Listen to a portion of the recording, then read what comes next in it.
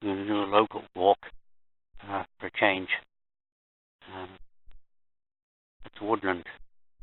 One of those woodland, protected woodlands. I'll go down here. Unfortunately, the sun's gone in. Because one reason I was going to do this walk was the autumn colours, 15th of October. But the sun has gone in, so most of the colour won't show up. We've had very little rain for the last 2 weeks. There's the Afon Artro.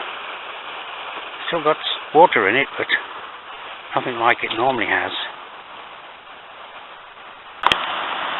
There's the Afon Artro again. Afon Artro. I'm coming up to a small settlement here. There's the road bridge, old-fashioned stone road bridge that crosses the river. Now there's a sizable tree, and that's a tree when you drive by you don't notice, but when you're walking you do. Yeah. We're coming into the hamlet of Pentre Gwynfryn, and that building just ahead is a chapel with a graveyard. I'll just make a quick inspection of the graveyard. There's the Afon Artro, slightly enlarged because it was joined by the Afon Nankol. That's the village chapel. I think it's at 1861. That stone up there. I just go up these steps and have a quick look at those gravestones. There's the chapel. Here's the gravestones. This one died in 1914, Anne Williams. That's a slightly more modern one there. Watkin Jones died in 1929, but it might have been his daughter, Ruth Jones, 1976, and then there's an even later one, Robert John Jones, 2014, T. Isaf Gwynfryn. Burials are taking place here.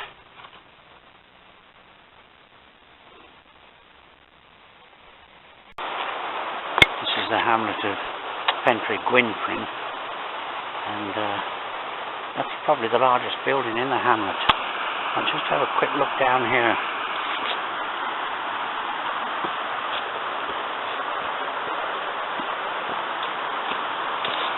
The road bridge that crosses the Afon Artro, not the road bridge, sorry, the footbridge. Very nice spot here. And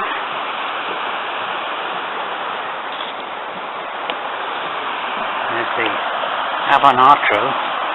It's got a bit more water in that because I've mentioned the tributary Afon Nankol joins it back, less than half a mile upstream. I can't quite see from here, but there's a big house.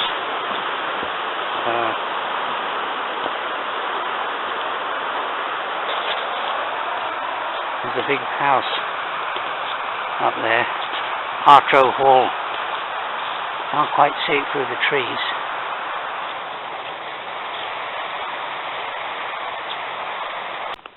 There's that big house again, or the big house in the village, that is, or the hamlet. I'm leaving the hamlet of Pentre Gwynfryn, and here's another interesting building, one of the Welsh chapel, Betsa, in 1890, converted into a house. Okay, I'll go up this little lane here, a few yards up this lane. There's another nice house.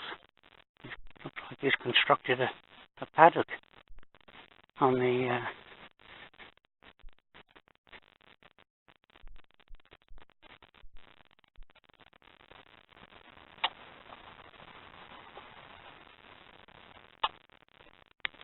this lane that climbs up from the hamlet. Soon, well, the tarmac turns into a gravel track, and it's got quite nice oak trees running along the side of it. Our track leads from a farm down there. There's the mulberry in here.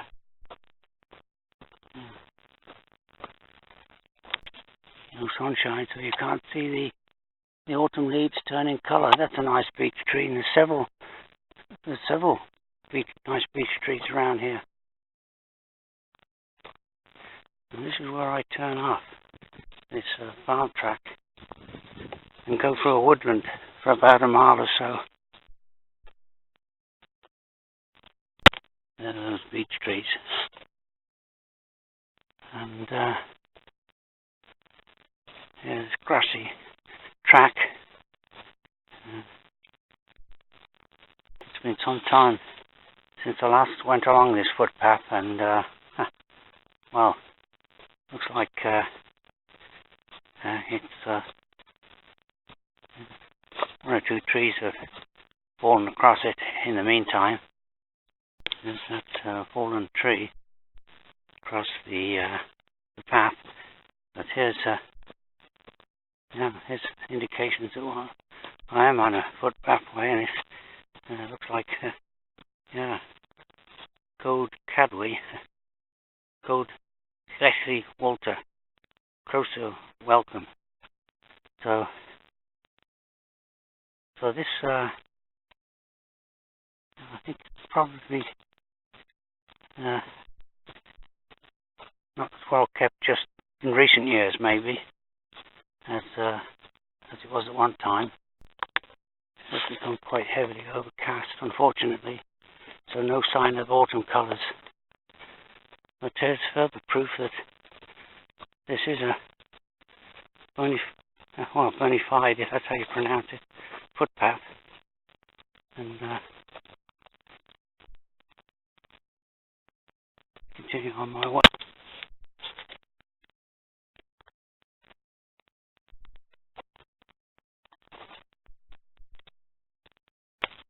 Absolutely no wind.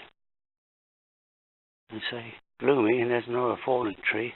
This is where two paths combine into this path here. There's another obstruction on the footpath. But of course, all this work maintaining these footpaths, it's probably done by volunteers, and who need to be organised, of course. And the people who did that work may no longer be around to do it. There's a nice holly tree. The berries. Back there's the Elethra, and over there is Rhinog Vowel.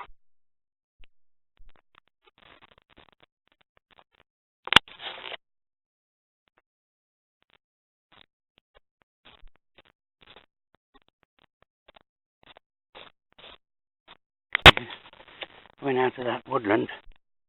Here's another junction of paths, a four-way junction. And down there is quite an attractive cottage, which I'll be inspecting in a minute.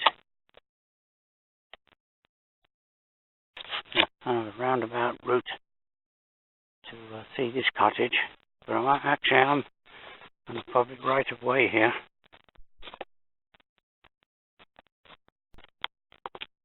See, leaving the woodland footpaths, and there's this attractive cottage up here. And the right of way goes through their front garden. So I won't go any closer, but that's the cottage. I've always liked it.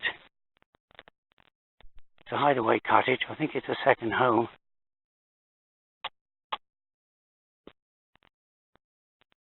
And it's does have down there it just has quite an extensive fish pond, which I'm not sure if actually belongs to the cottage. owner obviously kept this area clear. And there's another footpath that goes up in that direction. So I'll go down this driveway for a quarter of a mile or so down to the lane. It's this, well, it's quite an attractive little pond. There's probably no fish in it, but it'd be a very nice little home for frogs and tadpoles in the spring.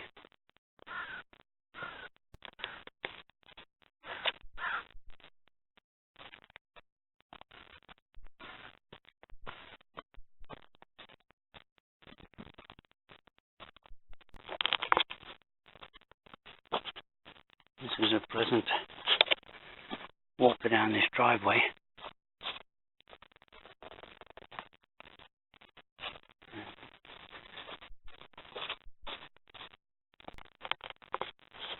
This is where the driveway meets the road or the lane, and you can hear the sound of the river, or Afon Artro. Comes to an end. This is the end of this walk. There's the Afon Artro down there, and the car's just parked just over 100 yards down the lane. And there was an alternative way to go back from that hideaway cottage, but there's no problem walking on this quiet lane.